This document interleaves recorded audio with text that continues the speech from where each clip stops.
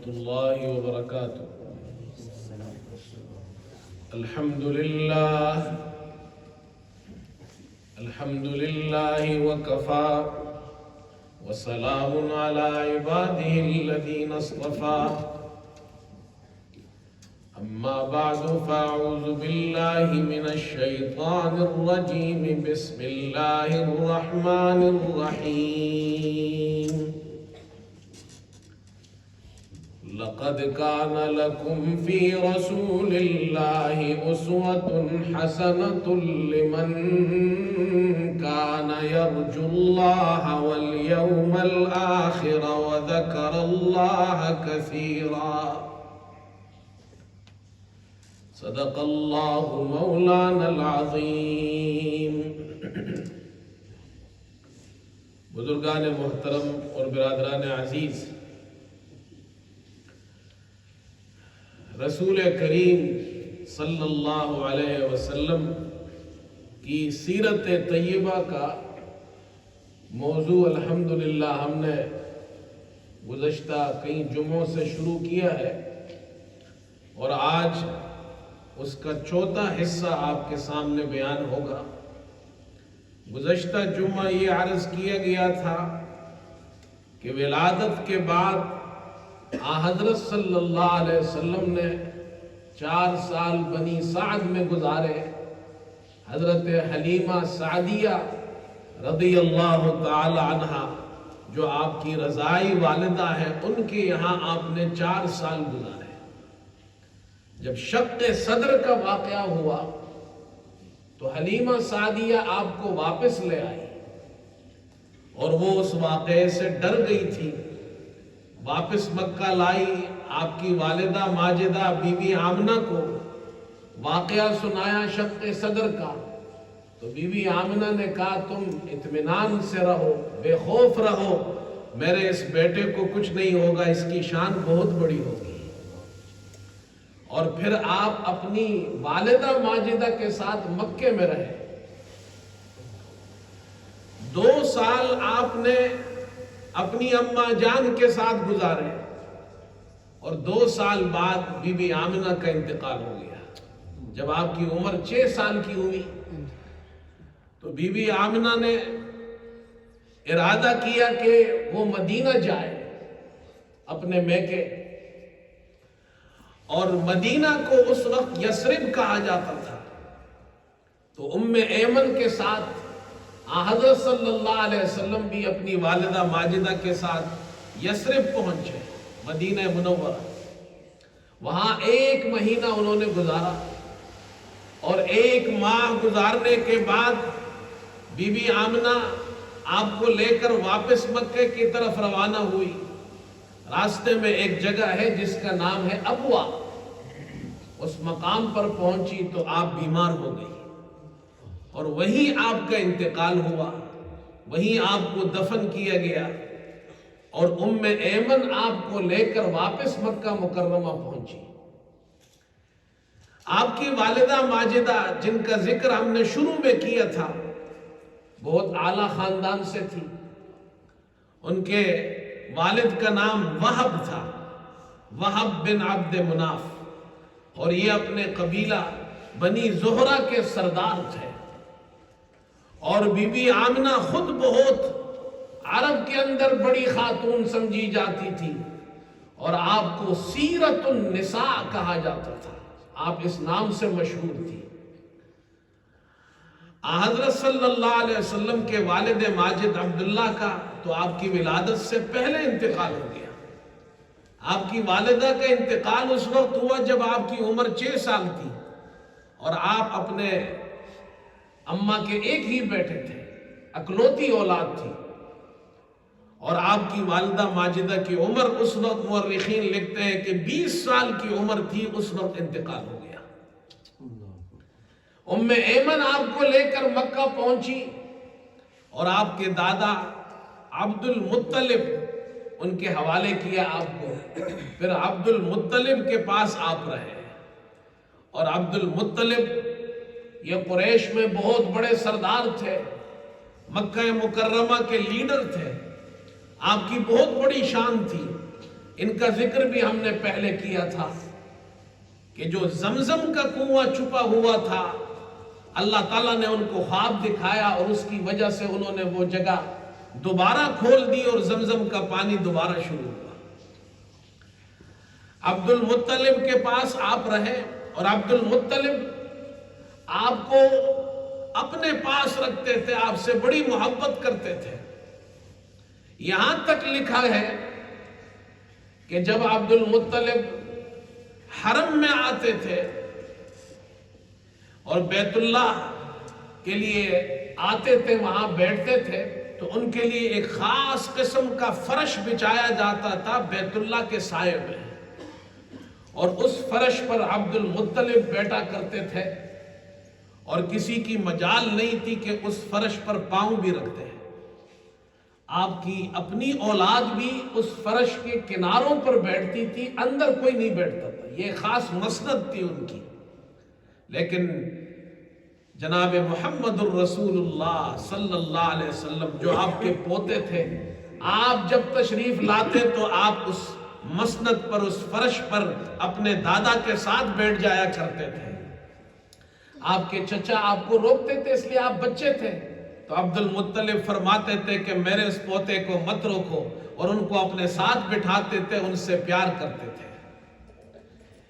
اس طرح آپ صلی اللہ علیہ وسلم اپنا بچپن گزار رہے ہیں۔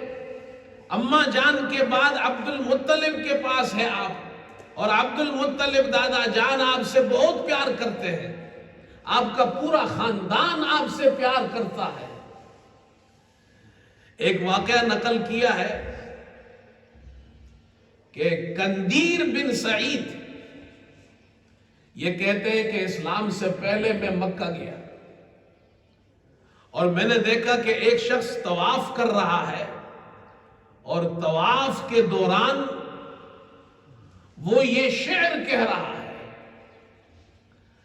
اور وہ شعر یہ تھا، فرمایا کہ رد الی راکبی محمدا، رد الی راکبی محمدا، یا رب ردہ واصطنع عندی یدا، اے اللہ میرے سوار محمد صلی اللہ علیہ وسلم مجھے واپس لوٹا دے اور مجھ پر عظیم احسان فرما۔ تو قندیر کہتے ہیں میں نے لوگوں سے پوچھا کہ یہ کون سی شخصیت ہے، تو لوگوں نے کہا یہ عبد المطلب ہے، انہوں نے اپنے پوتے محمد صلی اللہ علیہ وسلم کو اونٹ کی تلاش کے لیے بھیجا ہے، ان کا ایک اونٹ گم ہو گیا تھا، اور یہ یقین کرتے ہیں کہ جب بھی ان کا کوئی کام ہو تو یہ اپنے پوتے کو بھیجتے ہیں اور وہ کام ہو جاتا ہے، اسی لیے اونٹ کی تلاش میں بھیجا ہے، اور پوتے کو دیر ہو گئی ہے، یہ پریشان ہے، اس لیے یہ شعر پڑھ رہے ہیں۔ تھوڑی دیر ہوئی، میں نے دیکھا کہ محمد صلی اللہ علیہ وسلم تشریف لائے اونٹ لے کر، اور دادا جان نے آپ کو اپنے گلے سے لگایا اور کہا کہ بیٹا میں تمہارے لیے بڑا پریشان تھا، میں کبھی بھی تمہیں اپنے آپ سے جدا نہیں کروں گا۔ 2 سال آپ دادا جان کے ساتھ رہے، اور جب آپ کی عمر 8 سال کی ہوئی تو عبد المطلب کا انتقال ہو گیا۔ بعض مورخین نے لکھا ہے کہ عبد المطلب نے بڑی عمر پائی، 120 سال میں ان کا انتقال ہوا۔ انتقال سے پہلے انہوں نے ابو طالب کو وصیت کی کہ میرے بعد تم محمد صلی اللہ علیہ وسلم کی کفالت کرنا، ان کا خیال رکھنا، اور یہ ابو طالب رسول کریم صلی اللہ علیہ وسلم کے چچا ہے، یہ باپ شریک بھی ہے اور ماں شریک بھی ہے۔ اور جب عبد المطلب کا انتقال ہوا، ان کا جنازہ لایا گیا، ام ایمن کہتی ہے کہ اس وقت حضرت صلی اللہ علیہ وسلم کی عمر 8 سال تھی، اور میں نے دیکھا جب دادا جان کا جنازہ لوگ لے جا رہے تھے تو آپ صلی اللہ علیہ وسلم جنازے کے پیچھے دوڑتے دوڑتے جا رہے تھے اور آپ رو رہے تھے۔ دادا جان کا بھی انتقال ہو گیا بچپن ہی میں، اماں جان کا بھی انتقال ہو گیا، دادا جان کا بھی انتقال ہو گیا، اب چچا کے پاس ہے، اور چچا نے آپ کو اپنے بیٹوں کی طرح رکھا، بیٹوں کی طرح، بلکہ بیٹوں سے زیادہ آپ کو محبت دی۔ ابو طالب نے بھی اور ان کی بیوی آپ کی چاچی جو تھی انہوں نے بھی آپ کو بڑی محبت دی، فاطمہ ان کا نام تھا۔ ان دونوں نے آپ کا بڑا خیال رکھا۔ ابو طالب کے بارے میں آتا ہے کہ ایک مرتبہ مکے میں قحط پڑ گیا، لوگ پریشان ہو گئے، بارش نہیں ہے، پانی نہیں ہے، تو لوگ ابو طالب کے پاس آئے کہ آپ بیت اللہ آ کر دعا کیجئے کہ بارش ہو جائے۔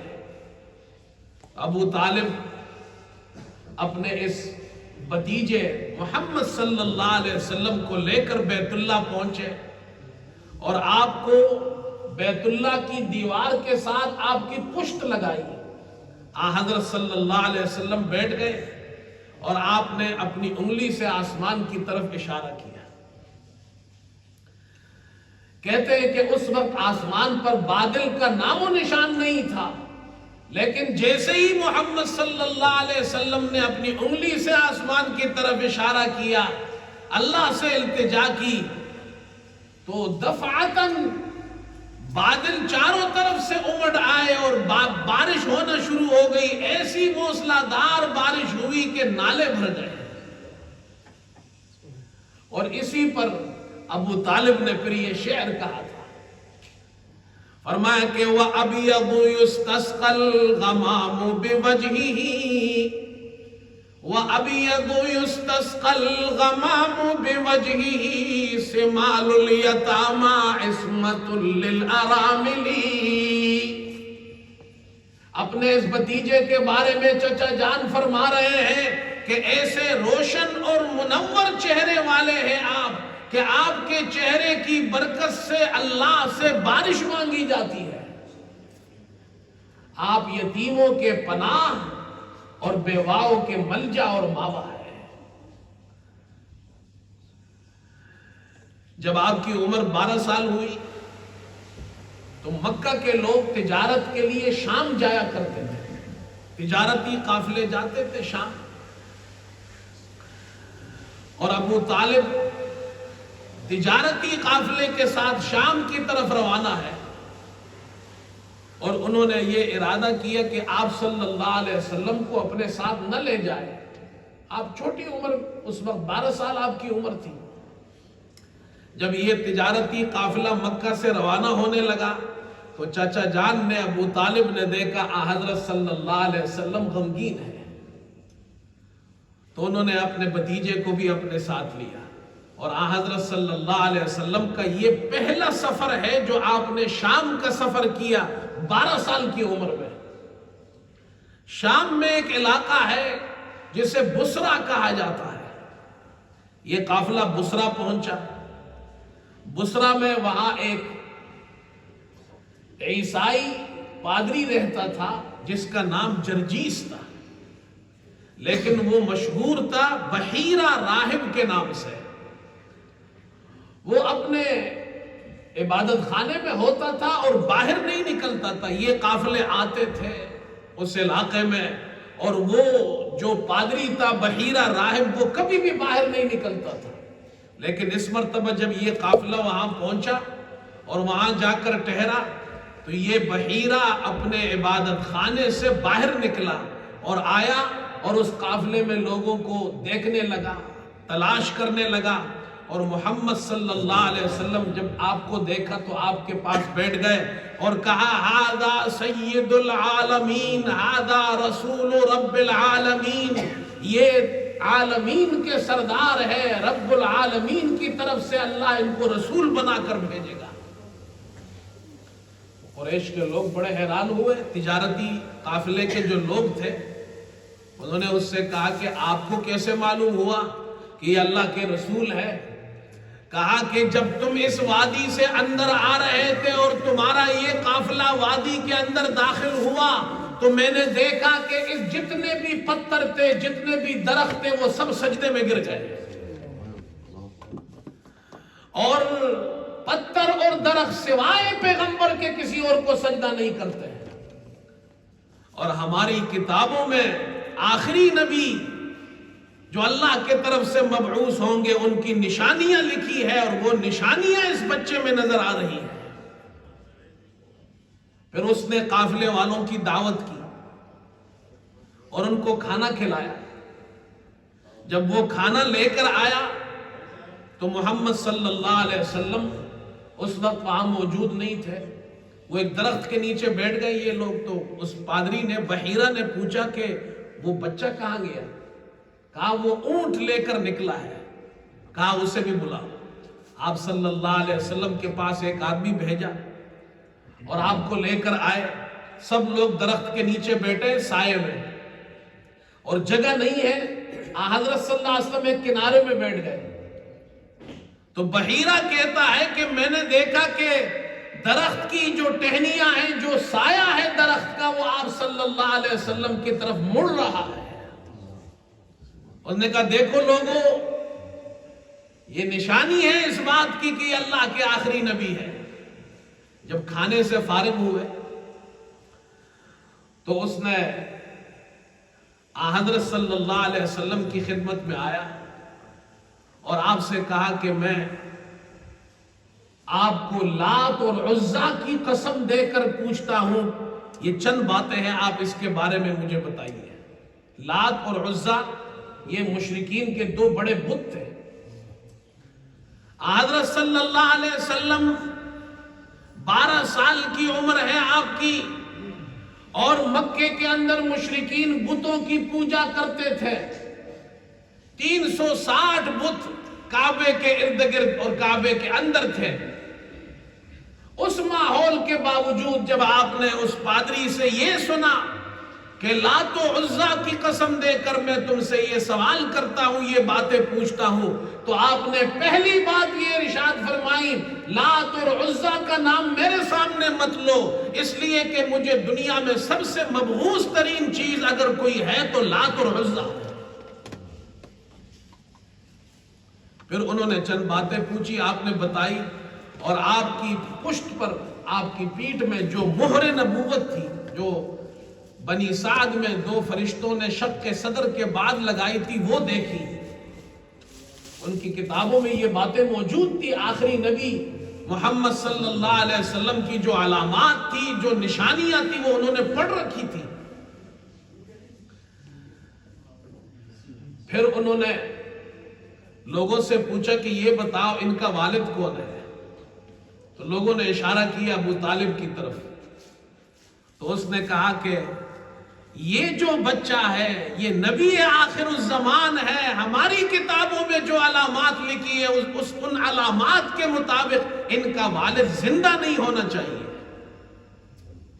اللہ تعالیٰ نے پہلے سے یہ ساری چیزیں کتابوں میں لکھ رکھی تھی جو لوگوں کو معلوم تھی.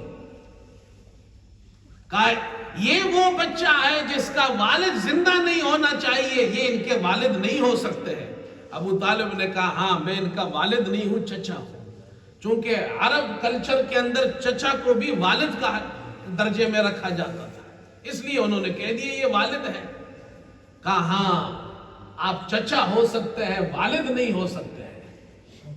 پھر انہوں نے کہا کہ یاد رکھو یہ نبی آخر الزمان ہے، اور میں تمہیں یہ نصیحت کرتا ہوں کہ ان کو آگے مت لے جاؤ، اس لیے کہ اگر رومیوں کو معلوم ہو گیا تو وہ اس بچے کو نقصان پہنچائیں گے.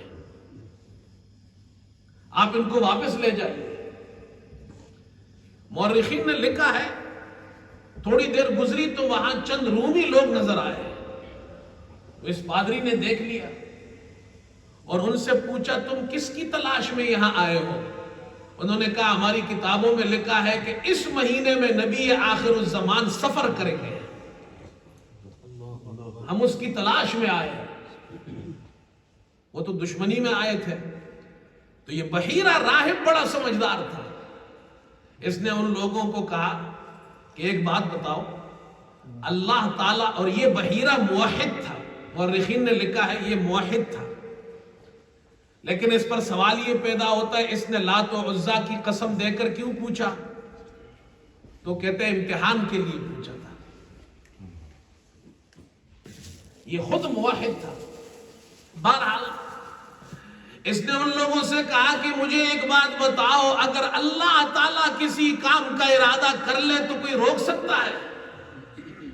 انہوں نے کہا نہیں روک سکتا. تو کہا پھر تمہیں کیا ضرورت ہے تلاش کرنے کی؟ تو ان لوگوں نے توبہ کی اور وہ بحیرہ کے پاس رہ گئے. اور پھر اس بحیرہ نے ابو طالب سے کہا کہ آپ اپنے اس بھتیجے کو واپس مکہ بھیج دیں، آگے اپنے ساتھ مت لے جائے، ان کو نقصان پہنچ سکتا ہے.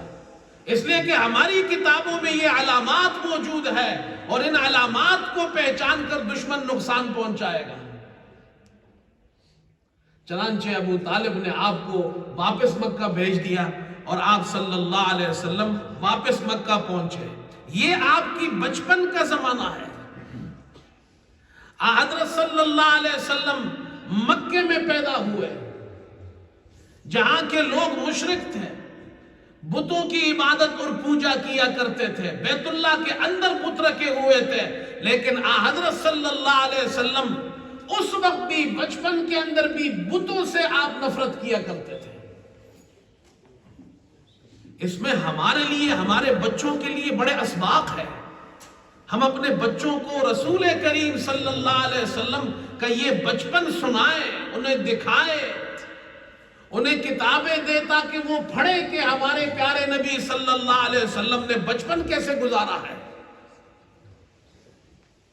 مورخین نے لکھا ہے حضرت صلی اللہ علیہ وسلم بچپن کے اندر کیسے تھے، تو لکھتے ہیں کہ بچپن کے اندر بھی آپ سب سے زیادہ اچھے اخلاق والے تھے، سب سے زیادہ آپ صبر کرنے والے اور حلم آپ کا سب سے زیادہ تھا.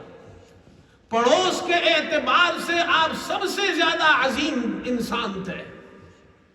گفتگو میں آپ سب سے زیادہ سچے تھے، سب سے زیادہ امانت دار تھے، اور فحش کاموں سے سب سے زیادہ دور رہنے والے تھے. آپ نے اپنا بچپن مکے میں گزارا، لیکن اس طرح پاک صاف بچپن گزارا، زندگی گزاری، نوجوانی، لڑکپن، جوانی گزاری. تو پھر قرآن کریم میں اللہ تعالیٰ نے آپ سے فرمایا کہ پھر ان سے کہہ دیجئے قُلْ لَوْ شَاءَ اللَّهُ مَا تَلَوْتُهُ عَلَيْكُمْ وَلَا أَدْرَاكُمْ بِهِ فَقَدْ لَبِثْتُ فِيكُمْ عُمُرًا مِّن قَبْلِهِ أَفَلَا تَعْقِلُونَ.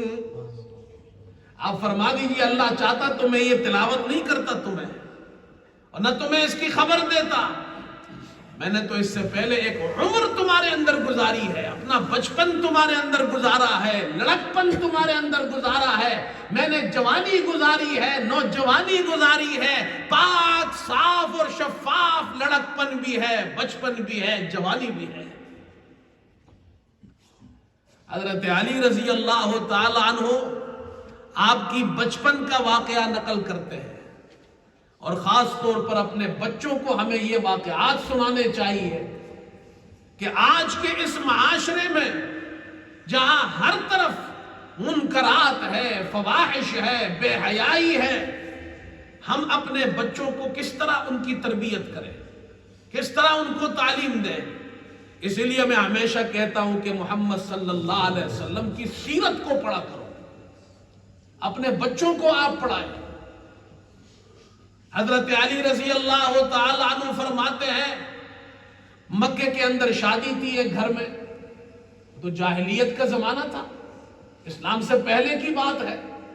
حضرت صلی اللہ علیہ وسلم بچے تھے اس وقت، چھوٹی عمر تھی آپ کی، اور شادی کے اندر لوگ جوان بھی جاتے ہیں، بچے بھی جاتے ہیں، پارٹی ہوتی ہے، گانا ہوتا ہے، میوزک ہوتا ہے، ڈانس ہوتا ہے، ناچ گانے کی پارٹی ہے.